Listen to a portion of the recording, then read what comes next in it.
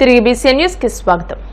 Cocoa గింజలకు ప్రభుత్వం చెప్పిన ధర కిలోకు 500 అమలు కావడం లేదని ఆంధ్రప్రదేశ్ కోకో రైతుల సంఘం రాష్ట్ర ప్రధాన కార్యదర్శి కె శ్రీనివాస్ పేర్కొన్నారు. ఏలూరు అన్నే భవనంలో ఆంధ్రప్రదేశ్ కోకో రైతుల సంఘం ముఖ్య నాయకుల సమావేశం ఆ సంఘం రాష్ట్ర అధ్యక్షులు బొల్లు రామకృష్ణ అధ్యక్షతన నిర్వహించారు. రాష్ట్ర ప్రభుత్వం చెప్పిన ధర అమలుపై సమీక్ష నిర్వహించారు. ఈ సందర్భంగా శ్రీనివాస్ మాట్లాడుతూ రాష్ట్ర ప్రభుత్వం కిలోకు 500 ఇచ్చి కోకో గింజలు కొనుగోలు చేయాలని కంపెనీలను ట్రేడర్లను ఆదేశించినా క్షేత్రస్థాయిలో ప్రభుత్వం చెప్పిన ధర అమలు కావడం లేదని అన్నారు. ఇప్పటికైనా కంపెనీలకు తగిన ఆదేశాలు జారీ చేయాలని కోరారు. గత 3 నెలలుగా ఆంధ్రప్రదేశ్ కోకో రైతుల సంఘం ఆధ్వర్యంలో కోకో గింజలకి అంతర్జాతీయ మార్కెట్ ధర కోసం అట్లాగే గింజలు కొనుగోలు కోసం చెప్పేసి పెద్ద ఎత్తున ఆందోళన చేస్తా ఉన్నాం, పోరాటం చేస్తా ఉన్నాం.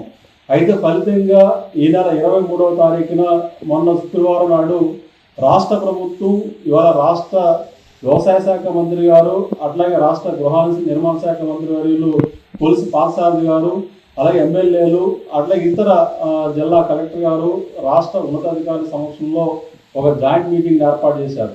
అయితే ఆ సమావేశంలో మేము ఆంధ్రప్రదేశ్ కోకో రైతుల సంఘం తరఫున ఒకటే డిమాండ్ చేశాం. మీరు అంతర్జాతీయ మార్కెట్ ధరకి అనుసంధానం చేస్తూ ఫార్ములా రూపొందించి ధర ప్రకటించి ఆ ధరని ఈ మొత్తం కోకో గింజల కొనుగోలు సీజన్కి వర్తింపు చేసి రైతులు న్యాయం చేయాలని చెప్పేసి కోరారు. అయితే ఆ రోజు జరిగిన సందర్భ చర్చల్లో మ్యాడలిస్ కంపెనీ ప్రధానమైన కొనుగోలుదారుగా ఉన్న ఈ కంపెనీ ఇవాళ డైరెక్ట్గా చర్చలకు రాకుండా ఇవాళ వీడియో కాన్ఫరెన్స్ చర్చలు పాల్గొన్నారు. ఆ రోజు వాళ్ళు చెప్పింది ఏంటంటే కిలో కోకో గింజల్ని 450 రూపాయల నుంచి కొనుగోలు చేయమని చెప్పేసి కరాఖండిగా చెప్పారు. ప్రభుత్వం వైపు నుంచి మంత్రులు కానీ ఎమ్మెల్యేలు కానీ రాష్ట్ర ఉన్నతాధికారులు గారు ఇన్ని రకాలుగా మాట్లాడినా సరే ఫార్ములా చెప్పలేదు. వాళ్ళు ఏదో సప్లై డిమాండ్ అనే పద్ధతుల్లో ఒక ధర మాత్రం చెప్పి ఊరుకున్నారు. అయితే ప్రభుత్వం వారి వైపు నుంచి ఎంత రిక్వెస్ట్ చేసినా ధర పెంచడానికి అంగీకరించలేదు. అయితే రాష్ట్ర ప్రభుత్వం వైపు నుంచి మేము 50 రూపాయలు అదనంగా ఇస్తాం, మీరు కిలో కోకో గింజల్ని ఈరోజు సోమవారం నుండి 500కి కొనుగోలు చేయాలనే పద్ధతుల్లో వాళ్ళ మంత్రుల సమక్షంలో చర్చ నడిచింది, నిర్ణయం జరిగింది, ప్రకటించారు. కానీ ఇది ఈ రోజు నుంచి చూస్తా ఉంటే మళ్ళీ కంపెనీలు కిలో కోకో గింజలు 450 రూపాయలకి కొనుగోలు చేస్తాం, ప్రభుత్వం ఒక 50 రూపాయలు అట్లా ఇస్తుంది, ఇంతవరకు గైడ్లైన్స్ రాలేదు కాబట్టి 50 రూపాయలకే కొనుగోలు చేస్తానే పద్ధతులు వాళ్ళ కంపెనీలు మాట్లాడుతూ ఉన్నారు. రైతుల నుంచి సక్రమంగా గింజలు కొనుగోలు చేసే పరిస్థితి కూడా కనబడట్లేదు. కాబట్టి ఉద్యాన శాఖ రాష్ట్ర ఉన్నతాధికారులు వాటిని స్పందించి ఇవాళ మీరు ఏదైతే ఒప్పించారో ధర ఆ ధర ప్రకారం కనీసం కిలో కోకో గింజల్ని 500 రూపాయలకైనా సరే వెంటనే రైతుల దగ్గర నుంచి కొనుగోలు చేసే విధంగా చర్యలు తీసుకోవాలని చెప్పేసి మేము కోరుతా ఉన్నాం. అయితే మేము ఆంధ్రప్రదేశ్ కోకో రైతుల సంఘం తరఫున మాత్రం ఇవాళ ప్రభుత్వం చెప్పిన ధరని మేము అంగీకరించడం లేదు. కనీసం రైతులు కోరిక మేరకైనా ఆ ధరకి మీరు వెంటనే కొనుగోలు చేయండి. ఇవాళ అంతేకాకుండా మేము అడుగుతుంది ఇవాళ అంతర్జాతీయ మార్కెట్లో ఇవాళ కిలో కోకో గింజలకి 950 రూపాయల పైగా ధర ఉన్నది. ఆ ధర మాత్రం రైతులకు అమలు చేయాలని చెప్పేసి మేము పోరాడుతూ ఉన్నాం, ఆందోళన చేస్తా ఉన్నాం. అంతర్జాతీయ మార్కెట్ ధర కోసం దానికి అనుసంధానం చేస్తూ ఒక ఫార్ములా రూపొందించి ఇవాళ ధర నిర్ణయం జరిగేదాకా మా పోరాటం కొనసాగుతుంది. ఆ రకమైన పోరాటాన్ని మేము కొనసాగిస్తాం. అయితే ఇవాళ ప్రభుత్వం చెప్పిన ధర కూడా అమలు కావడం లేదంటే ఇవాళ కంపెనీల యొక్క పరిస్థితి మొనోపలి ఏ పద్ధతిలో ఉన్నదో దీన్ని బట్టి మనకు అర్థమవుతా ఉన్నది. కాబట్టి కంపెనీల యొక్క మోసాల్ని దగాని అరికట్టే పద్ధతుల్లో రాష్ట్ర ప్రభుత్వం ఇవాళ పటిష్టమైన చర్యలు కూడా తీసుకోవాలని చెప్పేసి మేము కోకో రైతుల సంఘం తరఫున కోరుతా ఉన్నాం. కాబట్టి ఇవాళ ప్రభుత్వం చెప్పిన ధర అయినా సరే అమలు చేసి ఇవాళ కోకో రైతులు ఆదుకోవాలని చెప్పేసి సందర్భంగా మేము కోరుతాం. ఆశా కార్యకర్తలకు ఇచ్చిన హామీలు నెరవేర్చాలని డిమాండ్ చేస్తూ ఏఐటీయూసీ ఆధ్వర్యంలో ఆశా కార్యకర్తల యూనియన్ కడప కలెక్టరేట్ ఎదుట ఆందోళన చేపట్టారు. ఈ సందర్భంగా వారు మాట్లాడుతూ ముఖ్యమంత్రి చంద్రబాబు మహిళా దినోత్సవం సందర్భంగా అసెంబ్లీ బడ్జెట్లో ఆశా కార్యకర్తలకు గ్రాట్యుటీ 1.50 లక్షలు, రిటైర్మెంట్ 60 నుండి 62 సంవత్సరాల వరకు పెంచి 180 రోజుల ప్రకారం 2 కాన్పులకు వేతనంతో కూడిన మెటర్నిటీ సెలవులు ఇస్తున్నట్టు ప్రకటించారని అన్నారు. ప్రకటించి 3 నెలలు గడిచిపోయినా ఇంతవరకు దానికి సంబంధించిన జీవో జారీ చేయలేదని అన్నారు. ఆ జీవో జారీ కాకపోవడంతో ఏప్రిల్ నెలలో రిటైర్మెంట్ అయిన వాళ్లకు అన్యాయం జరిగిందని అన్నారు. ఇప్పటికైనా ప్రభుత్వం వెంటనే స్పందించి ఇచ్చిన మాట నిలబెట్టుకోవాలని కోరారు. ఆశా వర్కర్స్ యూనియన్ కడప జిల్లా సమితి ఇచ్చిన పిలుపులో భాగంగా కడప కలెక్టర్ కార్యాలయం వద్ద ఈ ధర్నా కార్యక్రమాన్ని నిర్వహించడం జరుగుతా ఉంది.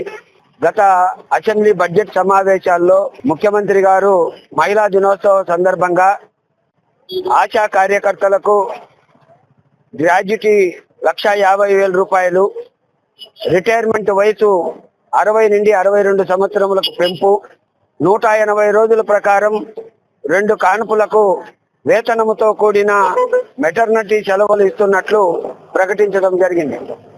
ప్రకటించి 3 నెలలు గడిచిపోయినప్పటికీ కూడా ఇంతవరకు దానికి సంబంధించినటువంటి జీవోను జారీ చేయలేదు. ఆ జీవో జారీ చేయకపోవడంతో ఆశా కార్యకర్తలు ఏప్రిల్ నెలలో రిటైర్మెంట్ అయినటువంటి వాళ్ళు ఇప్పుడు మే నెలలో రిటైర్మెంట్ కావాల్సి ఉన్నటువంటి వాళ్లకు తీవ్రమైనటువంటి అన్యాయం జరుగుతూ ఉంది. రిటైర్మెంట్ వయసు పెంచుతున్నట్లు గ్రాడ్యుటీకి సంబంధించినటువంటి 1,50,000కు సంబంధించి జీవో జారీ చేయకపోవడంతో అధికారులేమో మాకు జీవో రాలేదు, మీరు రిటైర్మెంట్ కావాల్సిందే అని చెప్పేసి బలవంత పెట్టి వాళ్ళను బయటికి పంపిస్తా ఉన్నారు. ఇది సరైనటువంటి విధానం కాదు.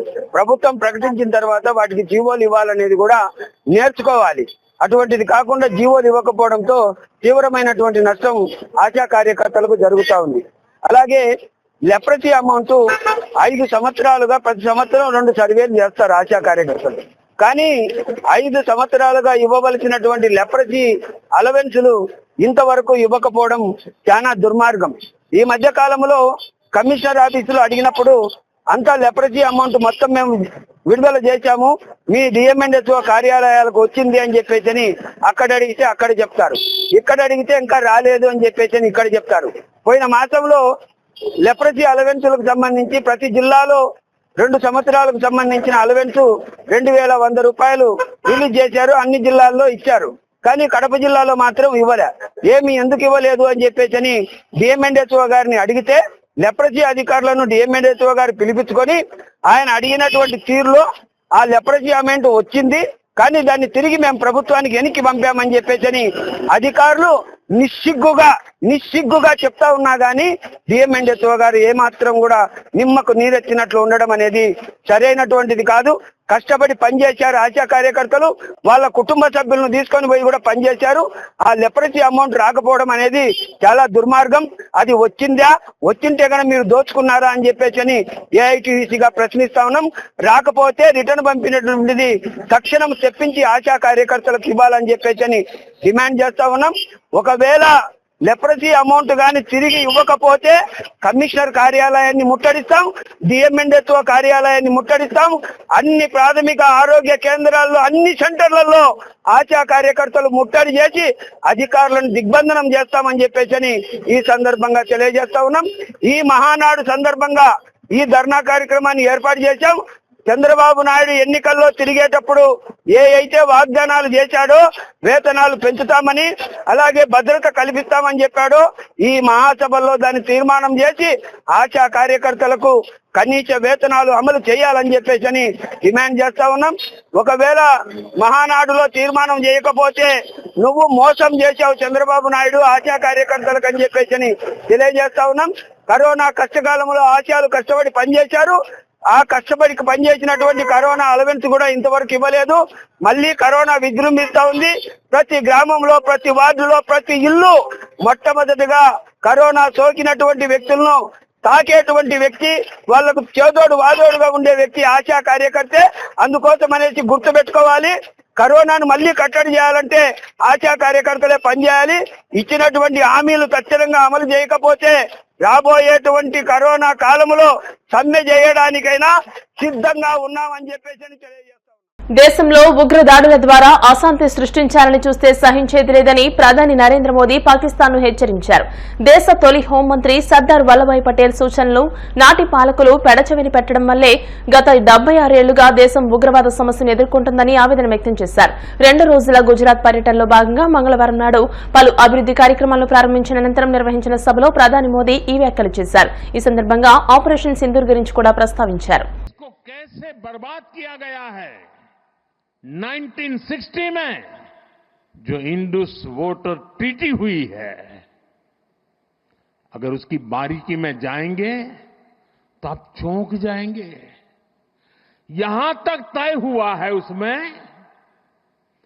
कि जो जम्मू कश्मीर की 8 नदियों पर डैम बने हैं, उन डैम का सफाई का काम नहीं किया जाएगा, डिसिल्टिंग नहीं किया जाएगा, सफाई के लिए जो नीचे की तरफ गेट है वो नहीं खोले जाएंगे.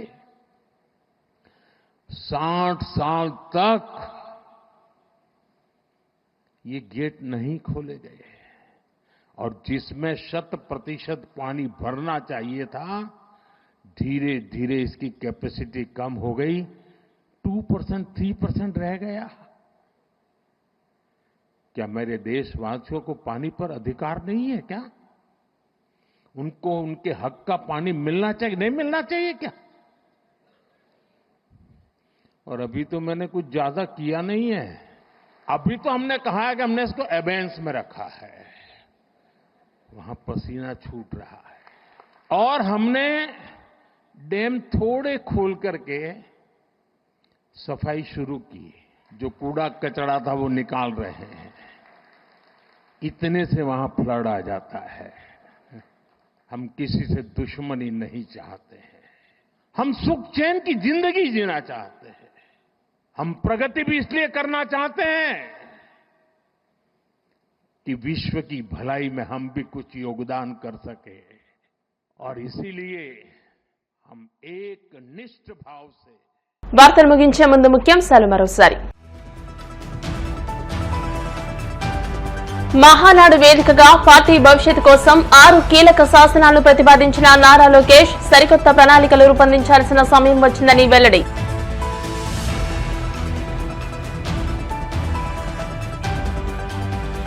నిరుద్యోగుల జీవితాలతో సీఎం చంద్రబాబు చెలగాటమాడుతున్నారు. వైసీపీ రాష్ట్ర అధికార ప్రతినిధి యనమల నాగార్జున యాదవ్ ఆరోపణలు.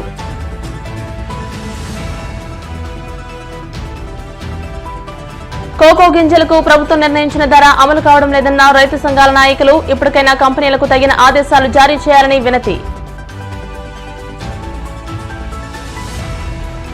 ఉగ్రదాడులతో భారత్ లో అశాంతి సృష్టిస్తే మౌనంగా ఉండబోమన్న ప్రధాని మోదీ. సర్దార్ పటేల్ మాట విని ఉంటే 76 ఏళ్లుగా ఉగ్రదాడులు ఉండేవి కాదని వ్యాఖ్య.